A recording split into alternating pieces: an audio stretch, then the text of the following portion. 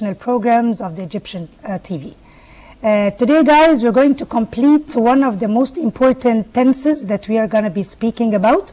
As you remember, we have started revision and we have started revising some of the lessons that we had in the previous years.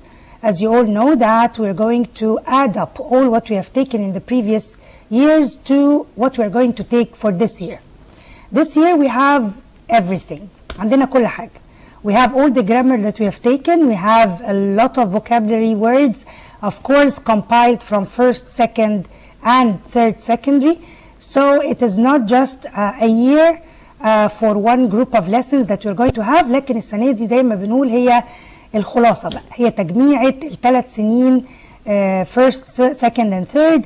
فبنمتحن على كل اللي احنا نعرفه about our English language.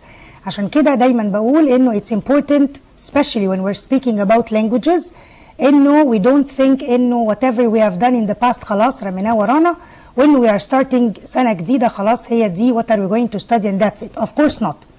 This year is one important year but it is the accumulation of first secondary and second secondary. طيب we started to revise a lot of lessons ورجعنا مع بعض a group of good lessons of grammar lessons.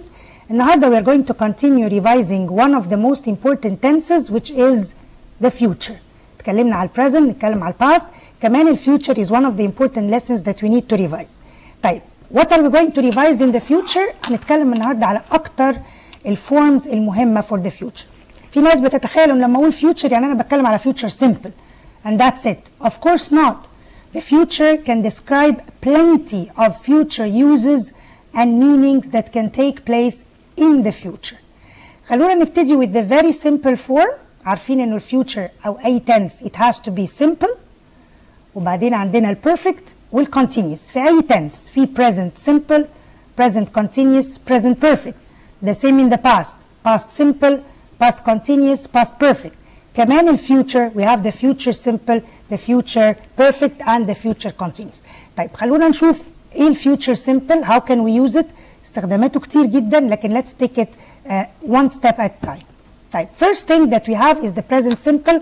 طيب let's say what are the first uses of the future simple. As we all know that the future simple is referring to the future. يبقى simply the future simple is going to refer to an action that happens in the future. زي لما أقول كده for example I will travel to London tomorrow or I will travel next week or I will travel to London next week. ده مجرد استعمال الفيوتشر عادي جدا. We are going to use will plus infinitive to refer to the future. طيب I know that you know already إنه when I use the will plus infinitive في أكتر من استخدام ليها. طيب خلينا كده very quickly to revise مع بعض when do we use will plus infinitive to speak about the future. Number one, when it's a future plan. Sorry, when it's a future action. زي اللي احنا لسه قايلينها. I will travel to London next week. Maybe it's true, maybe things can change, but I'm gonna do that. Second use for the future simple is when I speak about something that is not prepared or that is not planned. زي كده لما اخد decision مفاجئ. Something that is not prepared, something that is not planned, and then I take a sudden decision. For example, your friends were going out of school وانتوا خارجين من المدرسة واحد منهم قال I will go to buy some sandwiches. فانت لقيت نفسك اوكي وانا كمان I feel I'm hungry فرحت قلت له me too I will come with you. You took a decision. When did you take this decision? On the spot. So if you take a decision on the spot which is like something that is not prepared, something that is not planned, we use the will plus infinitive. طيب امتى تاني we can use will plus infinitive? When we speak about the future. When you're speaking about something that you expect, you believe it can happen, you think it can happen. But when I have verbs like I think, I expect, I believe, it seems, if I use any of these verbs اللي كلها مجرد توقعات, we're not very sure about this, وما فيش أي estimation تقول إنه we are sure about this, then we speak about the future in the will plus infinitive form. زي لما أقول I think he will pass by tomorrow, or I believe he will be at home at this time, or I expect the boys will play in the park after lunch. So I'm thinking about something. عندي توقع for the future. It may happen, it may not happen. عشان كده استعملت بعض الكلمات زي I think, I expect, I believe, it seems, it appears. كل ده بعض التوقعات، بس ما فيش ولا planning ولا preparation ولا حتى a proof اللي احنا هنتكلم عليه after some little time. طيب is there another use for the future? Yes. في عندنا الاستعمال التاني اللي احنا بنكتبه كأنه شكله present continuous ولو انه هو it's a future. زي لما اقول be going to. I am going to do something. يعني انا بحط I am going وبعدين بحط to plus infinitive. What do I mean لما اقول I am going to do something? This is for something planned. يعني انا مخطط كويس قوي وعامل my planning and I know what am I going to do. Another use of the future زي ما اتكلمنا على will plus infinitive، في بقى if we're going to speak about planned things. طيب خلينا نتكلم على الفورم الأول. الفورم is be going to plus infinitive. Be going to, the be is going to be either am or is or are plus going plus to plus infinitive. طيب when do I use it؟ دي الفورم ده أنا بكتبه كده. بس when do I use it؟ I use it for plenty of forms and features. أول حاجة خالص if I'm going to speak about something that I believe is going to happen ليه؟ Because there are predictions about it in the future. يعني ايه predictions about it in the future؟ يعني خلونا نشوف أول فورم كده بنتكلم عنه. If I'm going to use for example لما نيجي نقول it's going to rain tomorrow. مين قال إن هي it's going to rain tomorrow؟ لما أقول the clouds are so black or they are too black they are going to, it's going to rain tomorrow. ده معناه إن أنا شفت حاجة أكدت لي كأنها نوع من البروف إنه there is something that will happen in the next day. Is this a planning? No, it's not a planning, but what it is an indication. أنا شفت حاجة ادتني evidence إن something will happen in the future. طب تعالوا مع بعض نحط كل الفورمز وكل uses of the be going to plus infinitive. أول حاجة خالص اللي احنا هنتكلم عليها it's for plans، ودي اللي احنا عارفينها كلنا ان انا when I have a plan or I have a decision that I'm going to make in the future، ودي اللي اتكلمنا عليها اول حاجه خالص انه I'm going to use be going to plus infinitive.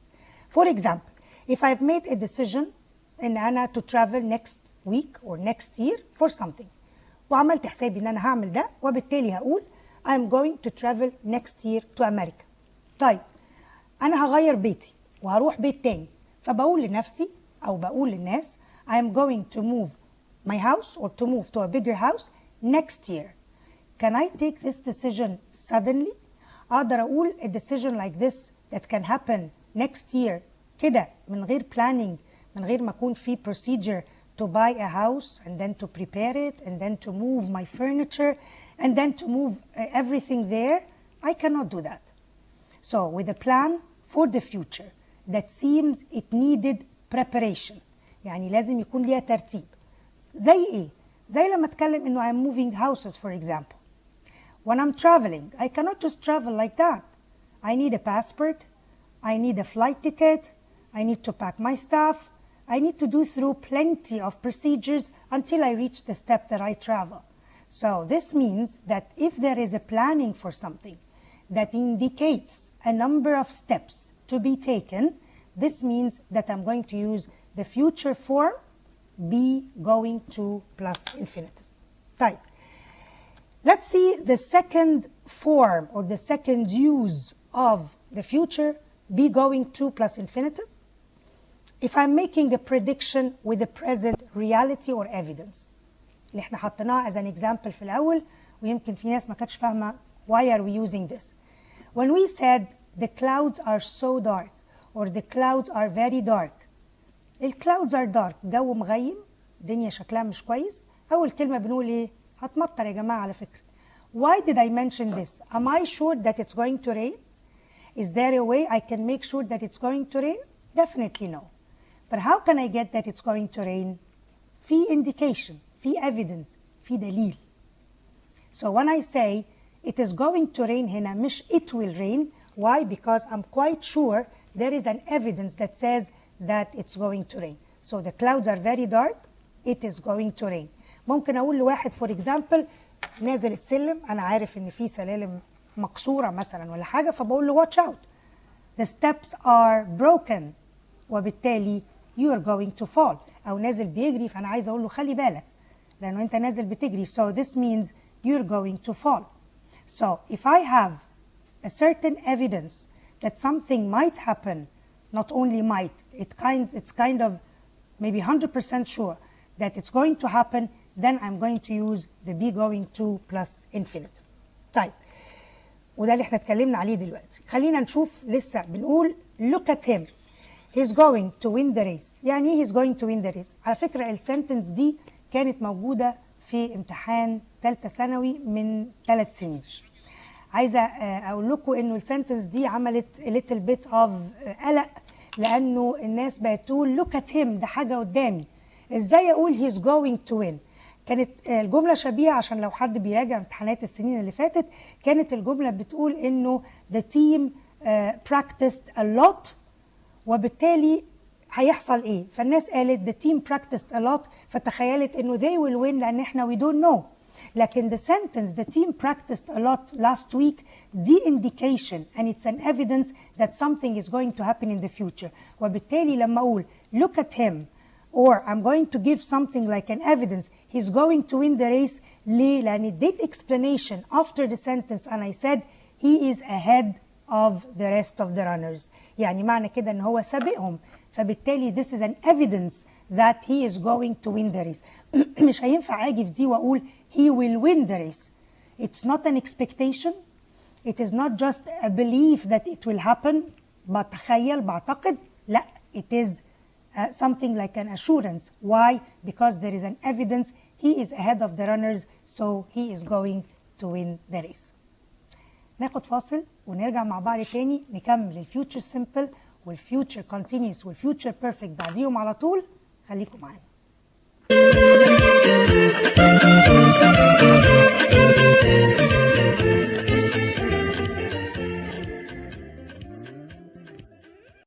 رجعنا تاني يا جماعة، بنكمل الفيوتشر simple with different forms. كنا بنتكلم على الفيوتشر simple زي ما قلنا for unintentional actions. يعني unintentional يعني قرار اتاخد suddenly will plus infinitive.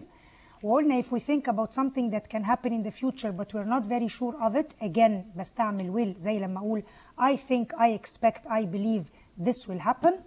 أخدنا the second use وقلنا إنه for future plans هنستعمل the form of be going to plus infinitive. اتكلمنا على decisions. I'm going to travel to London next year. It's a decision taken with a lot of preparations. اتكلمنا على second use بتاعنا للfuture with be going to، اللي هو لو في عندي evidence or دليل واضح قدامي and I need to make sure or I need to show that I'm sure this will happen، فهقول for example he is going to win because he is ahead of the rest of the runners. عندنا example تاني عشان نفكر بيه، لو قلت the wall is moving it is going to fall، شايف حاجة بتتحرك واضح ان هي هتقع. So again this is an indication that something is going to happen in the future. كده احنا خلصنا مع بعض be going to plus infinitive، خلصنا will plus infinitive. خلينا ندخل ونسيب الفيوتشر simple ونروح للفيوتشر continuous. different forms. خلينا نشوف how are we going to write. يعني ايه future continuous؟ يعني ايه يبقى future وفي continuity؟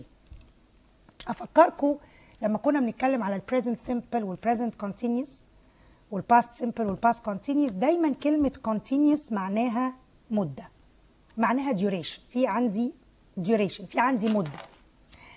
هل المدة دي بتتقطع في وقت معين؟ لا، هي استمرارية مدة معينة في زمن معين. يعني أنا لما أقول now I'm speaking يبقى دي حاجة بتحصل دلوقتي في الوقت الحالي واخدة مدة. yesterday the boys were sleeping when the lights went out، يبقى وقت ما النور قطع the boys were sleeping. long action taking place in the past. نفس الكلام هيطبق على الفيوتشر. future continuous is a long action taking place امتى؟ taking place in the future. هل ممكن أتكلم على حاجة بتحصل في الفيوتشر in a long time؟ This is what we're going to see. طيب خلينا الأول نشوف how are we going to put it, how are we going to write it، هنكتبه ازاي، وبعدين عشان لما نبتدي نتعود نقوله we can put it in the right form.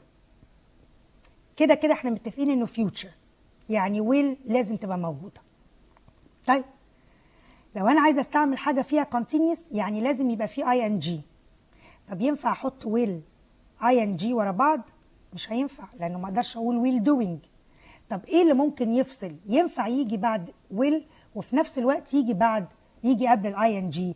لازم يبقى verb. What am I going to use? I am going to use verb to be. هيبقى will be واي حاجه plus ing. will be doing, will be eating, will be sleeping and so on. This is the future continuous. What does it mean? معناه ايه؟ يعني ايه لما اقول at 2 o'clock tomorrow الساعة 2 بكرة I will be having a test. I will be having a test. أنا بتكلم على الفيوتشر لأني بقول at 2 o'clock tomorrow. يبقى أنا حددت الميعاد. طب الساعة 2 tomorrow هيكون بيحصل معناها في long action، معناها long duration، معناها حاجة هتبقى مستمرة لفترة. بس إمتى؟ In the future. So if it's a long action in the future يبقى thank you very much I will be doing, I will be having, I will be sleeping. ودايما for the action verbs. يعني ايه for the action verbs؟ تاني نرجع نتكلم على stative verbs, the verbs that are not used in the continuous tense. يعني تنفع مع verbs of eat, sleep, drink, walk, run. كل الاكشن verbs اللي ينفع يبقى فيها مدة تتاخد. وينفع برضو we can use it in the continuous form. طب how are we going to put the negative form؟ ولا أي حاجة.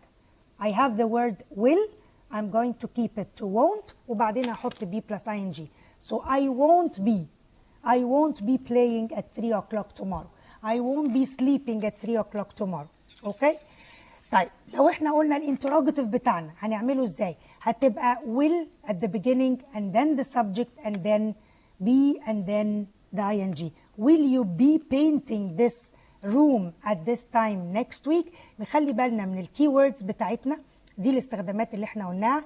For actions which happen are going to be in progress at a stated future time، حاجات هتبقى بتحصل في الفيوتشر في نفس الوقت.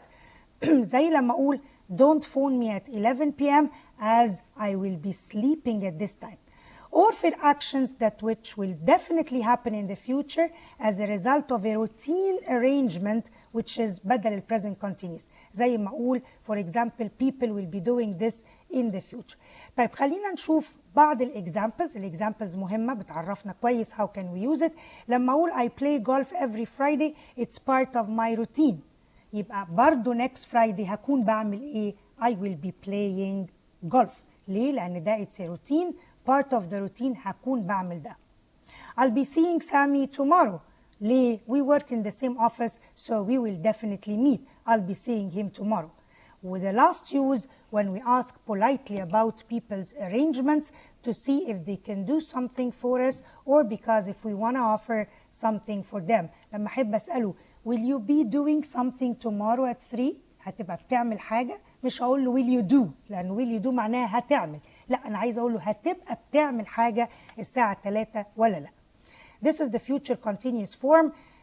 مهم جدا برضو نشوف ال question form. لما أقول له will you be going to the supermarket? Can you buy some tea for me? نقدر كمان نستعمل be plus the verb plus ing to refer to future events. يعني ممكن أقول زمالك will be playing the match next week لو في event لكن أنا شبه مش متأكد قوي إنه ممكن يحصل. شوية بوينت صغيرة سريعا لازم نقولها نخلي بالنا اللي أنا لسه قايلها لكم إنه we cannot use the future verbs إلا لو كانوا action verbs. لو أنت ما عندكش action verb يعني لو عندك verb زي have, be, understand, remember, forget any of the verbs that are not used with the ing form هتعمل إيه؟ هتخلي will هتحط الverb be زي ما هو وهتبقى this will be done وكأنك بتستعمله in the passive form. طيب في شكل تاني لو احنا بنتكلم دلوقتي على الفيوتشر continuous اتكلمنا على الفيوتشر continuous هنتكلم كمان على الفيوتشر perfect وده اللي قدامنا. لو انا قلت this time next year يعني في هذا الوقت السنة الجاية هكون خلصت ايه مش هكون بعمل ايه. هكون بعمل ايه this is future continuous. لكن في هذا الوقت في المستقبل هتكون بقت حاجة في الماضي بالنسبة له in the past. This is what we call the future perfect. When I say, for example, this time next year I will have had my certification or my graduation certificate. How can I write this form? هقدر أقول will plus have plus the past participle. ما أقدرش أقول I will be doing لأنه السيرتيفيكت هكون خلاص استلمتها، فما أقدرش أقول هكون بستلم السيرتيفيكت، هكون خلصت السيرتيفيكت بتاعتي and I have taken it. So I cannot use will be plus ing. I need to use will have plus the past participle. لكن لما أقول this time tomorrow هكون بعمل إيه؟ أقول زي دلوقتي بكرة I will be having dinner with my family. زي الإكزامبل اللي احنا شايفينه هنا. نخلي بالنا في حد هيسألني دلوقتي ويقول لي إيه ده؟ احنا عندنا have مرة قلنا I will have had ومرة قلنا having. هو أنا ينفع أغير have مرة present تبقى فيها continuous form التانية ما تنفعش؟ أكيد. لو تفتكروا لما قلنا إنه verb have لو معناه have بمعنى يمتلك شيء أو يبقى عنده شيء أو يستلم أو ياخد حاجة I cannot use have in the continuous form. أوكي؟ وبالتالي أقول I have a car، ما أقدرش أقول I am having a car. نفس الكلام لو أنا بستعمل have في context تاني خالص. لو أنا قلت what am I doing now I am having lunch. هنا lunch أو having lunch is not the same meaning like the previous one. لأنه I'm having lunch this means إنه I'm taking lunch. Verb have has a different meaning and in this sense you can use have with an ing form. فهنا أقدر أقول I will be having lunch tomorrow with my friends. ده بعض الاستخدامات اللي احنا قلناها. آخر استخدام هنقوله للفيوتشر simple please take care of it لأنه مهم جدا when we use the future meaning لكن بنكتبه like the present. ودي واحدة من الحاجات اللي أنا فاكرة كانت دايما في first secondary و second secondary بنتكلم عليها كتير ونقول يا أولاد خلوا بالكم لو عندك sentence it refers to the future لكن بتتكلم على schedule يعني جدول أو بتتكلم على مواعيد classes أو بتتكلم على trains مواعيد الترينز أو البلينز فلازم هتبقى present simple حتى لو قال لي tomorrow. يعني the train leaves at 6 o'clock tomorrow morning. عندي tomorrow morning it means the future لكن ال scheduling of the train cannot change. القطر اللي بيطلع الساعة 6 كل يوم في ميعاد معين هو it cannot change. So schedules and plans cannot be changed for trains, planes, مواعيد السينما, مواعيد ال classes of the schools. By this, we are coming to an end to our episode today. We have revised plenty of uses and forms of how to use the future simple, future continuous, and future perfect with all the forms with their affirmative, negative, and question forms. Revise the session, try to review all about it, practice some more exercises, and we're going to be practicing more in the coming session. Thank you guys for today and waiting to see you all next time. Thank you and goodbye.